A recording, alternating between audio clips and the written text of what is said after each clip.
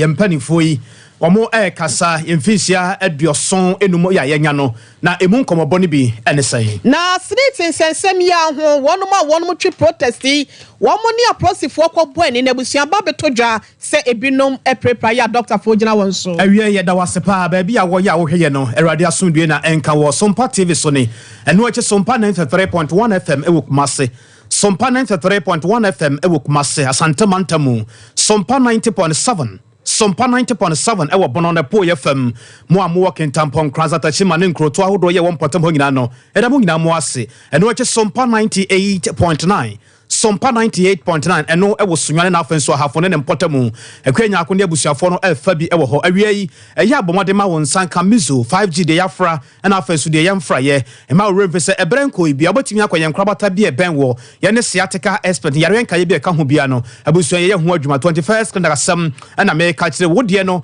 eye sisiade ye mtim koko na ha wafre herbal center wode duro no aba etwaso awiei me kanfo na me de amawo ema oremfese ye ne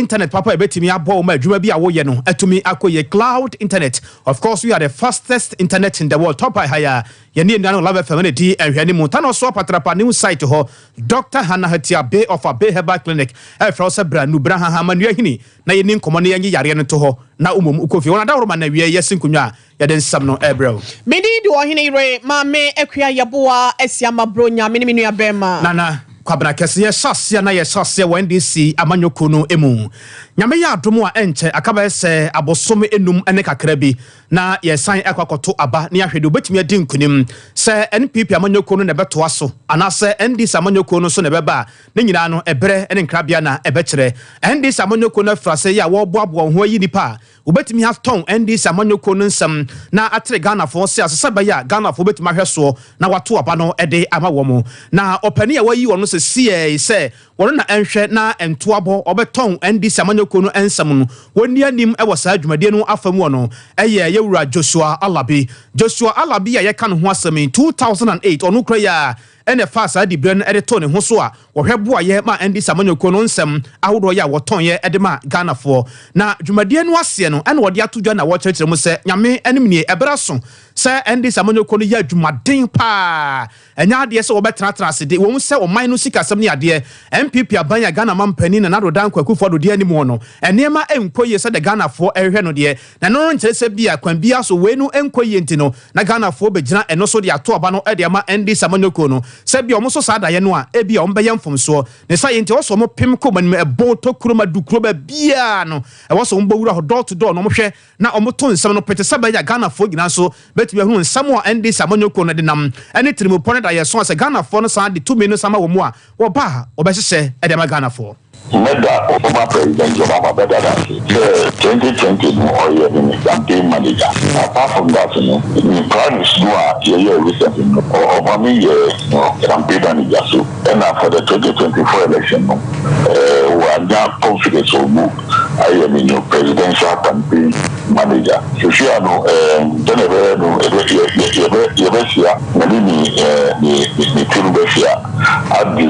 program. It includes more radio station because this time around and about welfare. We talk Banchi, Mr. Mitobi, we talk Petra, Mr. Mitobi, and she welfare at Abano. And you say, wow, web palm and to my na Yestigana, and very soon the campaign very well started. Mama will say a development of all the campaigns are exams now we see we are first class to us and and everything by piano. Who say you have to add on the current government of people that is very true. But for now, who got that one thing here, it crappy and see the best that people are still power to save this country from where the economy. And see, me can't say that and dusted. No, the instead by the grace of God. This year, but we have to wait. The campaign in a way, no, as started, His Excellency Obama or The running is too cold, but very soon, the relative campaign, you did clever. Lantia, now you start to say, you're coffee. This time, we're making for the more door to door. You may review your 2008 campaign, you may review 2015 campaign, you review your 2020 campaign. I'll find out what we think very, very suitable for the purpose of this campaign. And I'm very confident here, you got to start.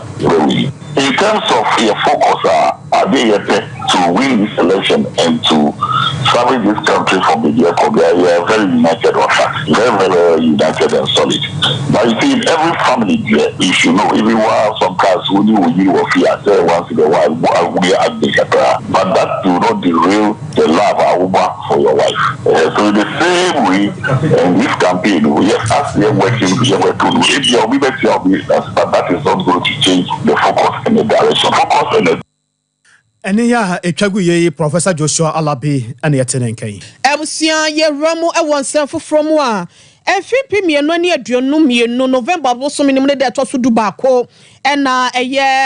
FDA fo mu de hye bi ba ye se wonum ehwe se be ye de hyehyeye ebeto ensanom ho na entimi nsa ye maburu na blabo ni ntino wonum e de ba se wo bi oye celebrity bia no one shese one fan ho enkwaje e bi advert bi aye bonsa ho dawro na ne wo ye na kyese amanfo pe na asɛmte no na nkwada mo nse nyina da di na chi ne ye do mo nse na ese wo mabrabo wo kyese basa Ghana ye hyɛ dani fa pempa papia efi sempanyi to sa ya na ekɔ mabunu die mu nte no ye mabunu ye de wo mo bekyekire wo my Ghana ye daakye no se nam sanom so na se wabrabo ese ya na omen ye gyina bia e wo hefa na asɛmi wonum de betu dwase pe ena celebrities no mumunu yakum moti kwa pai ni nyina ne sade ya ne yedidi ho eno nti sa mekoye advert age sika kakra na me so menya bidi abo me bra na bekasa me celebrity nte no enya ade a metimi awurabu sa kwan ne so de a na FDA for wonum e pa kire sen ene adwontofo bi ti se Wendy Shea Shatawale brother Same ene Kwame Eugene ne nkofo akeka bi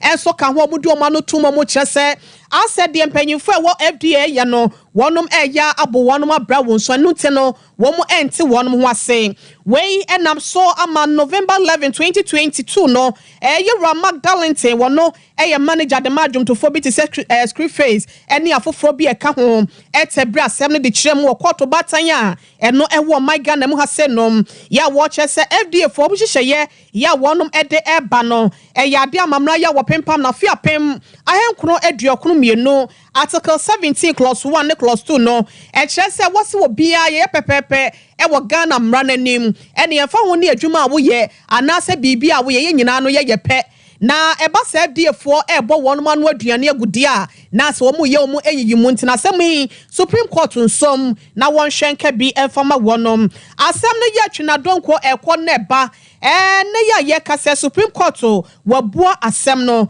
na wo mu nsem wo mu kan ye nyina no ene sampa eya de a FDA for mpanyimfo nsem wo mu kan no eya mpa Ghana wo se yehwe ne etimi tete mabunu ye benya dache papa de am o meyi nteno wo ye celebrity a ene efri na akuro no hwe ena nsa advert bia no wan fa ho ankwa ankogimo wonu maka celebrity for ne bi nti wo ho ase na so de court waka no na waka Nyankopon ye odom eda fiada Jobu so me de to so aduonu baako ene obehwe na asemi wase susudua na akomremu ama no etimi edidwuma abusia ye to aso na yakọ nsem foforo emumara sabadwane de ma adesie ya ewo Bole Bamboy Sulemana ena kasei na Yewra Yusuf Sulemana edi atudwa ya wotre se wo kan edi atre afisam bambo so afo Yewra Henry Cote se ebe ya wonye bibi mfa ne yekoso ewo Bole Bamboy ene ne mpatamu no ho ngina atre se etuo tutu atoto ene se kantwe ne niema basa ekoso a enam so mayede o senda eto ade se ye wo mpatam ho so no ebra so hwe na oye bibi ede fa ho se obeka koda entem no wasa sori entem ngina no yade a eha odasani abrabopa ewo mpatam honum nti omonhwe na obusa se kwan be na sese no wode sa adehye no efa so ye gya no sa anase ye bibi ede afa ho na obusa se be ya mpanifo betimi ayi na sese no efi se eha wo matwen pa wo kata wani a na ade ache eye no awura de makoda na ho mache no wasan sore ne ade se ha wo madwen pantimpanifo hwe na o mebo mo saba ya ade nyina betimi awie peyo ede ma de se ye wo mpotem hodum eyes on order 93 to raise a matter of urgent public importance. Mr. Speaker, I just arrived from my constituency this morning, and I can report to you that the people of Vole are living in fears. Between May and June, 3 people lost their lives through serial killing. And this morning, I also read or I watched Metro TV and also heard that 2 people have been murdered in a very similar manner in Wa. The Minister of Interior last week sent some men and women to Bole to help curb this situation. However, I think that much more is needed to be able to avert the situation. Mr. Speaker, the murderers are targeting watchmen, and so there's a watchman lying, taking care of whatever he's supposed to take care of, and then a stone or a block is used in hitting his head and killing the person instantly. Within this short period, 3 people have been killed. And even before that, there were serial killings taking different forms. And I think that this is a very important matter, and I want to draw your attention to it so that the Interior Minister can come to this house and brief us and give some hope to those areas that are affected. Marasaba Johnny de Ma this year, ya ewo Bole Bamboy, Honorable Yusuf Sulemana, ena yetenen kai. Na enuachi ni nuya ya wa ira Rashid Palpu, on so Edi kakra eso so kyerɛ sɛ de ekoso e wo Bole Bamboy no ebi nso so ekoso wa ene ne mpɔtamu na eyade sɛ ne ba bi yaduru no saa ne ma na ekoso a eyade sɛ hadwinti osrempani fo ada omo nsɔre no mnya bibi emfamfa ho. With the hope that they will go home and take care of their kids. The police, since last year, has indicated that there is some investigation going on. But before we even got the results of the investigation, some other killings are happening or happen again in Bole, and the return to Wa just happened today, with 2 people killed at a stretch. The Speaker, I think that the police must sit up, and I also think that some further and quality investigations has to happen in this matter. We are worried about the situation. We are worried that lives are lost and not much is done to investigate and bring out the murderers and perpetrators of this crime. And we are calling on the police to be up and doing. This is very basic to my thinking, that if people are killed and they are still in the same vicinity today and no arrest has been made yet, the Speaker, we think that some more has to be done. Yera Rashid Pelpo ya wono eya marasaba Johnny de Ma this year ya ewo wa ana yetene nka na nyina mu nso so no nsawoma doagire marasaba Johnny Yera Frank ano dompre wodo ne kyerem Ghana marasaba Johnny a wono na yetrene edema dom kase no afam wono so de nsam kakra eto marasaba Johnny nanim ya wo ka cha cha bahine ya wo Ghana marasaba Johnny se ebe ya Yera Henry Court wonton sam friend wono ne man ya fisam bambo so afo na wo ma kyerkyere mu sade yasi e wo Bole Bamboy na wa enini nso edi bi asoso Yera Rashid Pelpo wade bi asoso no e wo se Ghana fo nyina twoma dwenjira so nti wo ma kyerkyere Ghana fo ba bi waduru ene na muntu wotu edi afa ho. Speak in solidarity. For lives to be lost is unacceptable, and our hearts go out there to my dear friend from Bole Bamboy. And so join your nation on the call for the Speaker, for the Minister to apprise the House on happenings.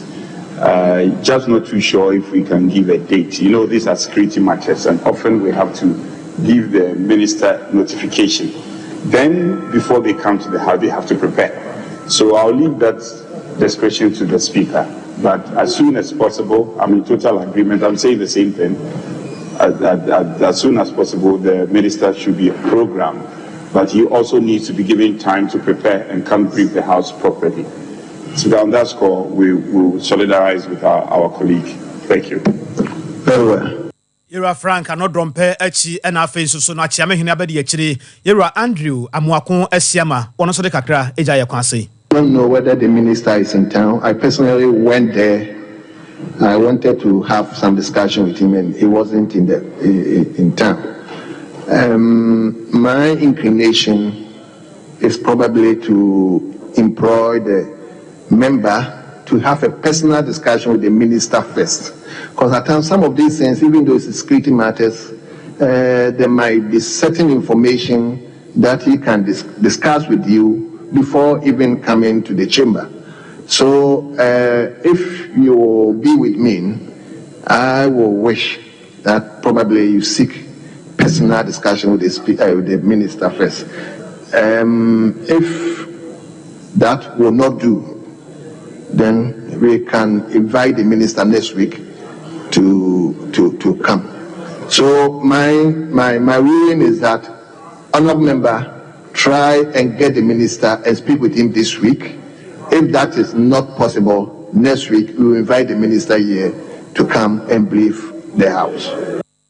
Ebusia ye boy ye remo anase ye koye nimu dia na ye remo afia pima ha wotwe aduokno wotwe 1898 en wotonfo bia friend tete kwahye wo boremu ewo Victoria Guinea kro ba ko ye friend Fernando Po en okofa akokwa aba ede remu ewo my Ghana mu asenom na ebetim Ghana asase so no efri wokọ no aye o meye chiribremu kese ya eboa ye ewo sika fam aboa ya me agiedin ewo amansan enkuru ahodo so na ene ya ye kasa baby obeba bia no wohweye na afam de sebe obetimi apagya koko na eho adwuma ye no so atimi akoye ama akuafo so asetena modi ye dia ma wonom na nansan wohwe aboa ya na deda so na eno enam so ama break akranie no enkofo dodo na ene kari koko fi o manga na mu asenom ede kyerekye yankasa ya hye ahodo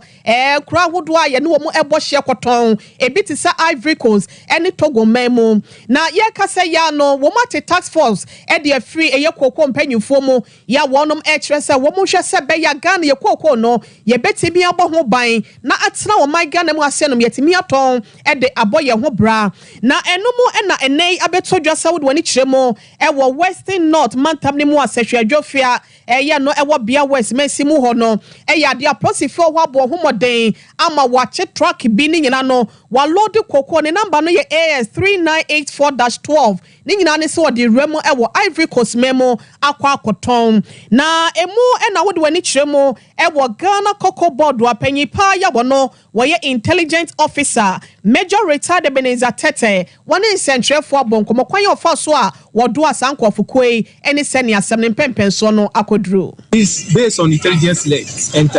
been on our education to our police in arms that within the security services. We are always liaising with them,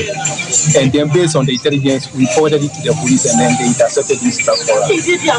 It's very alarming because since 2023, 2024 we have arrested a lot of them, and this is the people that we have had information to arrest them. What about those that we never had any information and they have gone? So it is very alarming, very, very alarming, especially the Bia East and Bia West. In education, we are informing all our security brothers along the border town to help us. We have educated them on the waybills and the movement of people. So they are now, we have created awareness with them, and that is why they are helping us now. So we are also appealing to you, the radio station, that try and help us educate the people on air for us. That when you are caught, the system will deal with you. So we are doing now. They should just stop for its own helpless. And they themselves, when you are caught, you are going to face it. For the past 2-3 weeks, if you return from this station, most of them have been jailed 7-5 years and so. So we are praying that the system will help us to deal with those people so that the rest will learn from it and set that example for them. Ewusiani pa yetin nke intelligence officer ya Ghana Cocoa Board wodin tintima wo Major Retired Ebenezer Tete ene osensem ha esede bia nkofo ma omotepofo na omakwa akwachi wonom ye do mo kokot e bi nsem gu ho ene de bi nsuso akwa akoto eye dabon prochi prison nanso ni nyina mu no ekofo bi mfa boga enya soan still da no cocoa smuggling no ekoso nte no bambo dwumeku ahodo no emmoa wonom na wonom entimi ntwekire na afa radio fo nso ene kasafo nyifo nso yenya ya afam de ene ye ka kire mu wa ye smuggling bi akoko no mesro jai ye wura Ebenezer se ye nka kire mu ntino ye de ya ka kire mu so mantie na omu so mo pa achi de a ye ni hobi kwabena ye nto aso ensam trofo nhia mudie bi ekoso na nyina mu na ye pasem na atie na ne nyina no se be ya kwampa ye betumi afa so ye petro ahodo a yedidi dwuma wo mai mu empo de odoma nkoma nyankoropon basayi adomode akyeye no kwampa ye betumi afa so ye betu na yetu wie a kire japade ahodo nso ye betumi de adi dwuma ahodo no nam so ama Ghana aban ene nyumaku ahodo bi akeka ontire apam ho a wode wonsa ahye ntiase apamase a ebeboa oman Ghana yesikasem ena afensuso no famwo adwuma no na ne nyina no se sika entiase apam wode wonsa ahye no $12 billion a beboa Ghana pa yensikasemu se ya tu petro na wie die penu enya wie a akire ade no die kwan ben so ne befa ebetimi ahwe ne yatimi asa dandamu a ebetimi anya sa ho mfa so bebere na bo man no sikasem asem no akoye nkomodie animu nsem bebere ne sayenti yepese ebowura mu ye na yete enkomo no ase sebe ya ebetimi hunu ba bia ye ka asem no akokosie sebe ya ahwefo ne atiefo so betimi ate won ho ase e wo santi ase apam a Ghana ban ede ne nsa akose ase a yes ke wo mu $12 billion a betimi aboa Ghana ye petro ho ensensem na awie Yura Samson ade na ye kone enchen we senior research fellow ma Copec wona na ye no edi enkomona ansa na ye bekọ ne ho no ma yenkoi na yentie Dr. Matthew Opoku Prempe ya oye o men ye ho ne de so afọ no ne nsam ne nchechemu kakra wode ma ye ansa na ye hwesi fom edisa nkomo yi. We cannot allow it to get waste down there, but we have to develop it thinking about the climate and the environment and not polluting more. And I do know that the Petroleum Hub Development Corporation will take steps to make sure that they develop the whole thing together with the experts around the climate change issues so that we don't get people to come and tell us we can't exploit our oil. Our oil definitely we would exploit. Our gas that is abundant in Jomoro we would exploit for the development and betterment of the people of Ghana. It's not for any reason God decides to put different resources into different countries. And all those resources are supposed to be used for the benefit of the people God put there. So we are not going to stop ours. We are going to develop ours. Western Region is going to take the lead. It's going to develop in excellence. And I thought when I was a young guy,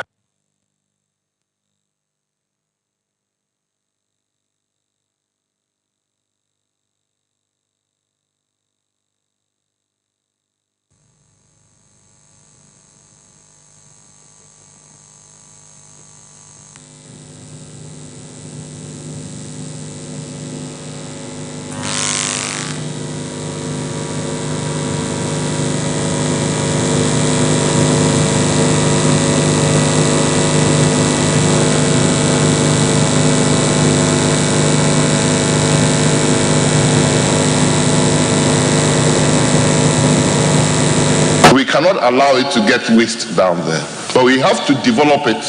thinking about the climate and the environment and not. Dr. Matthew Opoku Prempe obonomrane napo ena yetene kono omeya hodene soafo na yepese edin komo kakra ne Yura Samson ade we senior research fellow e wo Copec ena yele no edin komo Yura Sompa TV so yeda wasem wa ha wie yo pejo so akra na pom tesen no ho ye na wo so Awurade adom ba bi ode abedru ni o awie yi ensam wa mekenkan ye na Yura Matthew Opoku Prempe napo na wode ne no to akire de maye no wanya bi ahwe ntiase apam wa Ghana de yensa akosha sike wo mu $12 billion a ebetimi abo na ye petrol ho nsensem ye hu ba bi ebetimi ya faso ne mfaso de ebetimi anya na boye sika asem onya krata ne bi akenkan ne mu asem no wo chirechire mo awie de akọ school sai wo ho yo mamintia otiefo awie ebeye 2018 2019 there about na aban no share obeye defense petroleum hub na petroleum hub ni nyina ye say ye pe babia na say bia ye be ye hono petrol nyuma nko a bibia wo pe petrol hu bia no obenya bu hono be ne kase eti aban no ye say obe at that time no be pe refinery a the be refinery 150,000 barrels per day, but o share the new 12 billion a deal abana this time no 3 refineries buma e be ma 300,000 barrels a day a be na ne fango hono and na fi so e be ma ye 5 petrochemical plants and na the partner horizon you be develop me rather pa cha what menka say project need me we are e be we 2036 et me we dia be bia na e fa oil West Africa had ho na be ne kase pa e be bi fa ngo hu komo ni gani na ho no enti eba ne say ya sika ebe komu ododo no ye sen na Ghana sika ye di ehemu no wo yire say ye benya no pepepe sabe ya sika be wi atire no enkohye sika no eba no antrankwa bi na ni abanye kambo mu na amori classical $12 billion abaye so ye wi a dwumadie no ankwankwa no benya ne sika ban so benya ne sika na nye sika ne nkwa establish fasodie bebre beba going forward because unya refinery of 300,000 barrels per day amount what we see Togo Benin na say Cote d'Ivoire and Burkina no omunyina no mo fa won no betimi abenane no ha say edisika bebre aside that you know your byproduct a free refinery mu ba beboa aketi djuma ma mebuno beta boa economy no ubenya ne mebiti say bitumen defense quota the final from refinery ubenya duom ubenya insecticide ewom ubenya fertilizer ewom ubenya plastic materials enema bebre a ebetimi aboa ni na beketi aduma beta boa economy no enti ade a sayetimi ya ne ni yie na say de na be kono dia ewia mfaso bebre Ura Samson we no akwakoye aban na afen so ankrankranti hwan na ne sika hyemu kese na ko ba se bia mfaso no so ba mfaso no ebe kodi ama hwan ankrankran na se Ghana aban obi abenya mfaso no bi fere but contract na afen na minister no adana bi emutent na wonu nyina no nyanya de integrity nti hwemu a by instead public private partnership and other boa obia eba say enquest aban kwa na hweso na ankwa so nyam so kwa na hweso omumienu na aka boma obi ebenya mpasode wu nti sa adwumade we no ebeteki emfie be sen na first phase no hyase ebreben ebeteki be 12 years because yes ase 2024 you near 2036 ho any ebe wi nti close to be 10-12 years and I did progress. And when who here was a Ghana for the any dear chile and saying if you say na Ghana for him say idea be yem prim ya na timi aboa ye na ye fa ho sensem no ye tell hu kwampa ye betumi dia fa so say ye be bo ho bra wo Ghana ha ne de but idea be take 12 years no who here be ne here say e was a Ghana ni sesi a wo say ne bre wo ho sesi ade na ni di akire na wo di akire amfa so ben na obenya e wo ho for now, no dear, said the kind of 12 years project, but for the long term planning, also Ghana this time,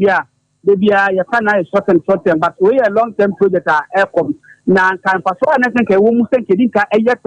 or your refinery, you take the cream player, and I can only to me, boy, I'm one me found a board number from and son and say, but I but better late than never. The long term project. It's nearly and it's with my boy, but for now, as soon as you Many say, I'm crankra, won't come again. What is shame, Finfini Horno, Ebia ne be fairman on it. Nay, now soon himself be fairman on it now, Ebia, what in the Sika be without my more, we are Sikan was a son of call Nikuro Musika, Sabaya, or no better me young for so when Nikurum. San Crankra, walk on was some the Biwa Ghana, Hana, Sabi, we fairman on it, and or do object to the Begura, sa business women. Also, minna at riches upra mononicana over ye oduka petrol was a local company because defense local content no now the museum a manone and an show has a or more abuma or more music deal with a boy. A boy, say to me a boy. You ran come away about to us, I find the about to us, that's every no bread. Why? Senior research fellow ewo Copec Ira Samson Adena yetene ka wia prem to breakfast na wugu so a wohwe Sompa TV so ne Sompa 93.1 FM Kumase Sompa 90.7 ewo Bono ne Po FM Sompa 98.9 wo sunyo na afen so hafo ne important yigna ne akabu mawie ye de ensam na di wonto ba bibiara ya wo ye live ewo Facebook sompaonline.com ye twa e de agu ewo hobatima de achi ma wodu nsusu no adwenche nyina ba bere pam ye beken ka de Africa se no na ye de ma ye koye ni mu onsam fofrom ebusia ne ye boaremu ewo ene Social Security and National Insurance Trust ya ye twa ne tia fra ne senate no one more hoji bia hotels ahodo ene abetifi abaton pesia so poye mantem no yewra Brian a champion ya wono yemra hyebedwane edema adehye wo no yeso wo hamabu pen aduosia wo to ewo mu ewo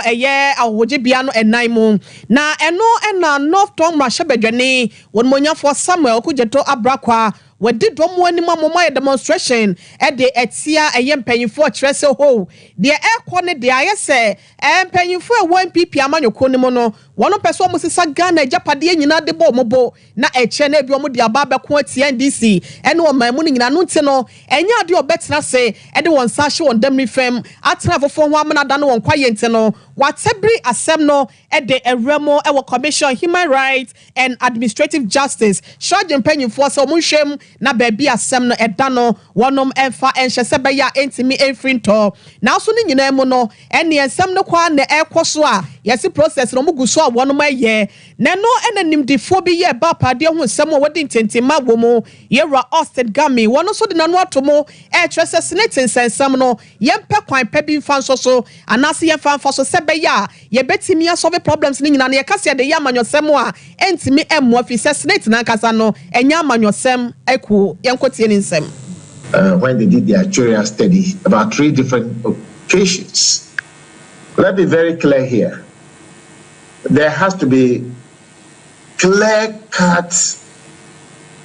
approach to dealing with this SNIT matter without political considerations. So those who are in the habit of being partisan, parochially, in Ghana here, when it comes to things of this nature, SNIT is not one of the political things that we should play with or toy with at all under any circumstance.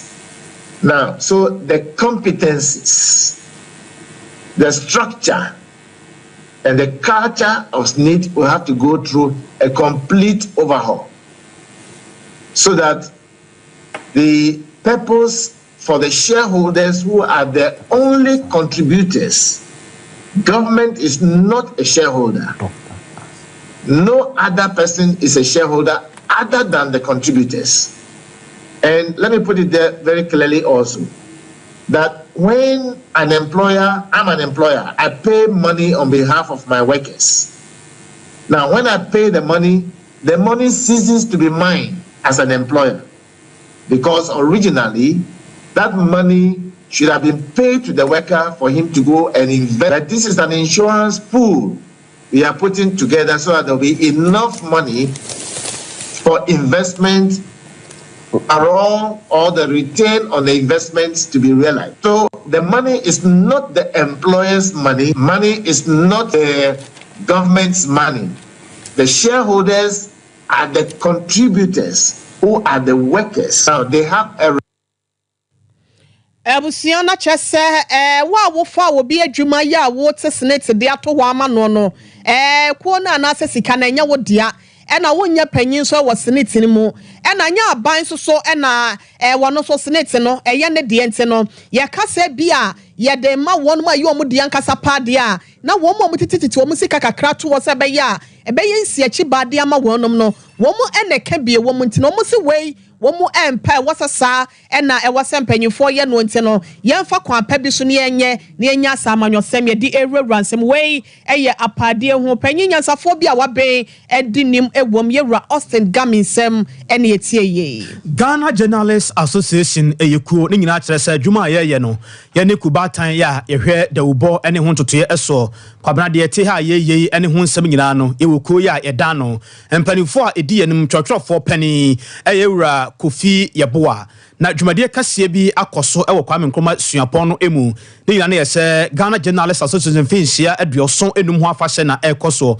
opani no wode nsem bebre na ma wiase nyina ene Ghana fo so bia wo sense so for na ye di bo ye ho abaso esan se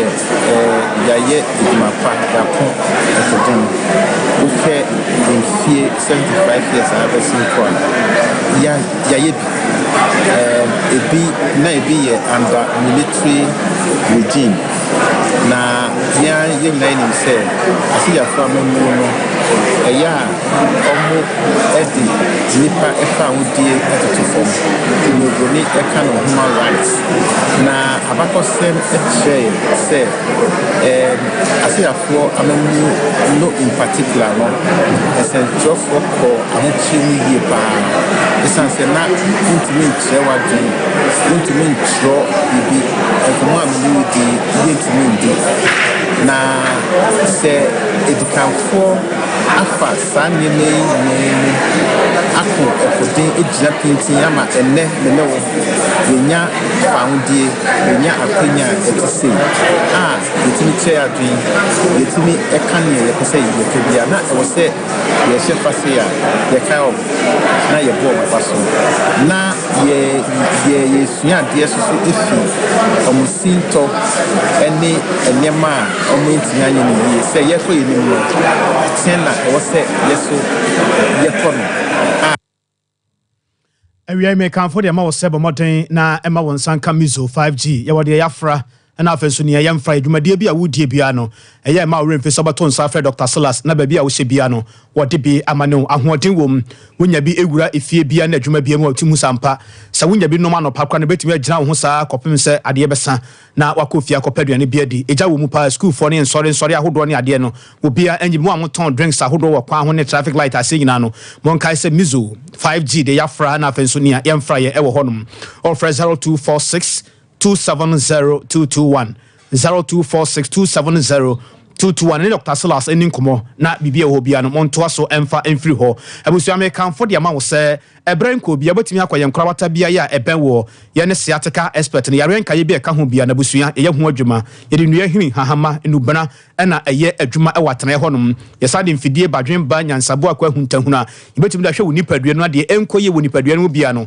ya kyerɛkyerɛ wo afa so hu sade niema esike na obia nim sa sciatica yare no de the whole Ghana obia gitum sampa ye ne 21st clinic ye ba ye no ye hunu ba bi yare no friba ne yetimi ato no choko a yare ne yetimi gyewo e de efremu asempeti 0540 311 311 0540 311 311 na yaje so na wode ne yesisi ade yam tim koko na ehawa 3A Herbal Center word draw friend koko master no wode abadwa so busua iwo mo ene se sisie no se oma eho asem no ekofam a wanhwe ya waso ba yesepa wo kena bi ya ebia waware ya wie no waso ba yese ye kwa ye ba adwuma wo ye nyina no wo gina ho wo sɔre wo koto a wo da nyina no sisie no na edi akwania baba sa ma eho asem hia wo pa koko na hene fa na afifie wano maduro bi anko da na dwo ba kwan umire mu saa ne nyina no eye koko na yesa ade no Mr. Heba Colinac dane Heba no chapedank wo de uduru ho wo so pe 3A Heba Center na dura e friend koko master no bi 0546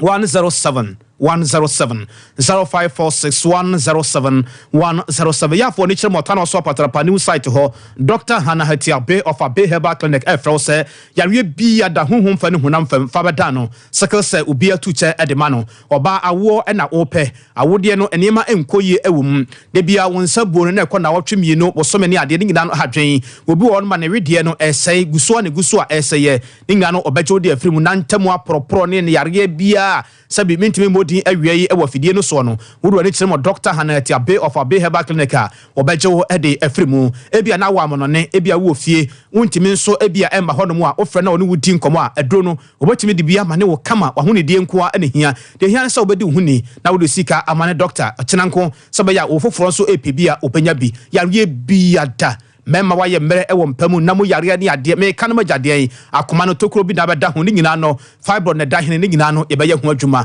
Dr. Hannah Tiabe of Abe Herbal Clinic ofrel ewe ofrewa na ofre no na woni no adi enkomo ewo 0243 345392 0243 345392 wodi no eye de internet na wodi ye adwuma no enjina so kama to yam cloud internet efra our top high yani ye nuanom Love FM ene di ehwane mu ade bia da fa internet ho di kofie wo de kwa adwumam afuom kwa na opese wo di internet ne kwa yemfa ye locks ahodo enfama no nyina no eye cloud internet. We are the fastest internet in the world. Obusa very simple question, say how can the future wait? The future can wait with cloud internet. No internet some dia what do na what dia some 0244 601933 one da Roma Sompa TV so awie ye ton kreto ni aba ye ban sempia ka kira abusia de besoso sciatica no o nerves na wo to ase na fa wo siremu na fa wo nansia besi ase ho no se ho techema eno ene ye fa ne sciatica na etimi bubu o to ase ka wo se dwe wo sirem wo je ho ba bi a enye na no na 21st clinic ba ye adwuma pa wo mu ye ntia baso bo ma gine wo Ghana ha ene amono ne enya asem ketewa Womuji international awards ahodo womuji local awards ahodo na anu nso na womu be the only sciatica research and treatment center in Africa bibrim hano ebi ni baby a gise 21st clinic nkoa womu de bibiduro ene besa o yare no masa de machine aka ho eya yare sabia yare bia wutimi de ko ne mama ade ba ko a woma gidi womu pa no eye sciatica ena stroke nso de kwa diabetes ne hypertension ne ade ne ade Ghana ha ba bia womu ho 0540 311 311 0540 311 311 That's a 21st clinic. Woman is sciatica expert.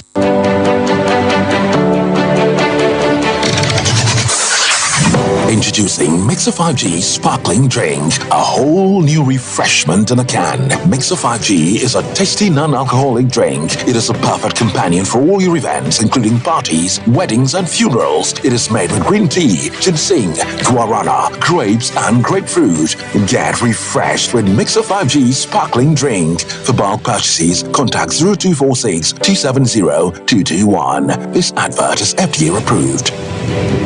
Brakasa ye duabon waso a ne dwumedi wo nipadua biara pom den ene na brabo mu ne hie yi pa enye brakasa nko nuaba ne haban bi te se ko nsusu a abonwono ne dia akeka ho no kura enwanunu ahodo a ekọ animu yi ankasa brakasa ne sa nuaba yi binom ne akeka bobudi afa abefo kwan so a ye de aye brakasa powder siesi nipadua na abakwa ahodo no ho ban afri mpani yade ne yade ahodo pi ho fa enkodate de ma baako freduane anopa ne enwumre anafa enkodate de ma baako woni sushie yeti anopa ne anwumre wobra wodidi awie ubenya prekese powder to Kingswalk Herbal ne Heroes Herbal Accra Okesi Drug Lane Dani Herbal Kumase Mensa Takrade Mose Pharmacy ne Greenlight Pharmacy Sunwane Cash and Carry Supermarket Asantwa Herbal ne Bibidro Depot Techiman Sewa Herbal Mampong etufo mfre 0550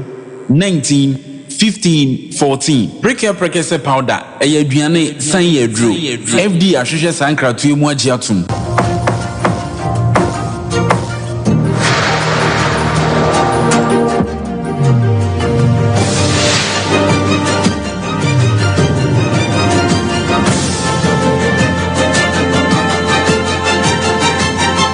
Sompa TV Emma Aketiapa Emma Aketiapa ebusiafo yadamu asama mo ene twafei ene wabeka ye ho awia pram to beka se no ena ye de Emma mo ewo Sompa television so Sompa 93.1 FM Sompa 98.9 ena Sompa 90.7 ye ro ensamfo from na senate wonum hotel won sensemia ne ton ho ene ye daso ewo mo na ye kasa ya no ene ye wo mo a wo mo so chafa wo mbie no wo mo se wo mo empene dente no empanyifo ntwe won ho enfiri wo mo hotel won sensem ama ye ro kugya to abrakwa na odi wo mo nim dendenden a wo ye won convener ye kasa ya wo mo ni aprosifo de abo ani wa abra ba bia ye hye se wo mo nante nkodro no enka wonum etra ho awuramu e wo abankese mu ho na aprosifo kasa da bi kro yi mu bambo nyina da mpanyifo de ahye ye nsente no ye makwan e ma mo nwuramu ho saa ene atwema mentwe de be ya ne se kro abebo aprosifo ye so mo nwuramu matoto eye sahye water gu wo mo so no mo say hey ene etia gas wa ha pepper spray so wa ha ne mo nye ene ase aprosifo edi agu wo mo so a be se nipa na chese ambulance adwumayefo ama hode a enka de besie na enye papa ne no ena kane chama na satitire ni edema eye CPP so amanyokuo na na se PNC amanyokuo no ye ruayi ababonte kasa ye rabedan mona trese ne ma hyedan koye ntin de ba ne de IGP nsole na wonyina yenkwa homa no so na ye ne panyi bia eba bambo ho nsam a wawedale ewom ye rua Kumado Richard eni ni den ekobon komo misa ne se de sen ena wosi ehunu ye rwada Roma Christ asomdwen ka na wie hello ye rua Kumado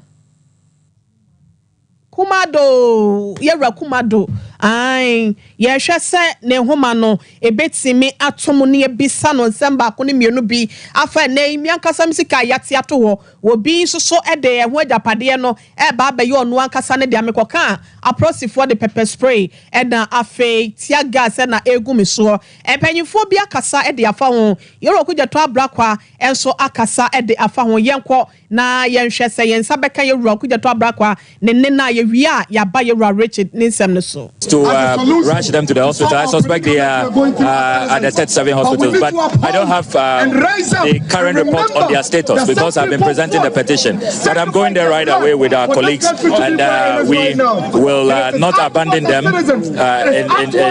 the battlefield. We are going to check up on them, and we'll keep you updated. Unprovoked tear gas, pepper spray, and a number of them collapsed, a number of them got injured. Totally unacceptable. The police have exhibited bad faith. We agreed that we will terminate at Christ the King Church. Christ the King Church. This is not Christ the King Church. So why take us by surprise and then on top of that use pepper spray, use tear gas? We cannot accept that. We will look into this. I've told the regional police commander that Parliament is going to take a strong view of this, and you will certainly hear from us on this matter.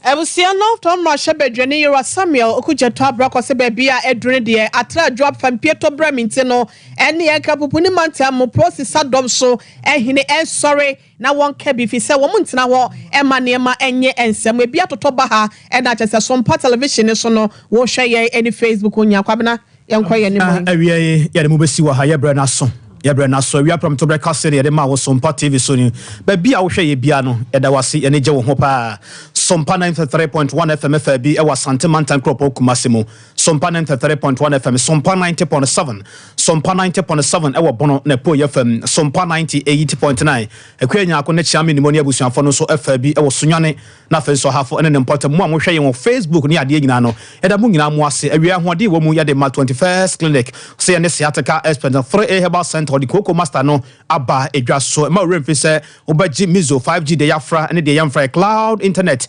yene the fastest internet in the world Samson Dr. Hanhati Bay of a Bay Herbal Clinic omu nyina boa ye na wiei ye de ensam no ebre twa edegu e wo Facebook ewe yura Santia boa Benedict ene wasamufo pani akosua somoa kukuwa mami ya Grace Buzi ene fidi dem fo nyina so boa ye ne a ye de kase ne brew na kwabena kase ni ewe mi ne ohine re mami ekua ye boa esia mabronya ye na de ensam ne besom ye sorry so ama ohine ni amesa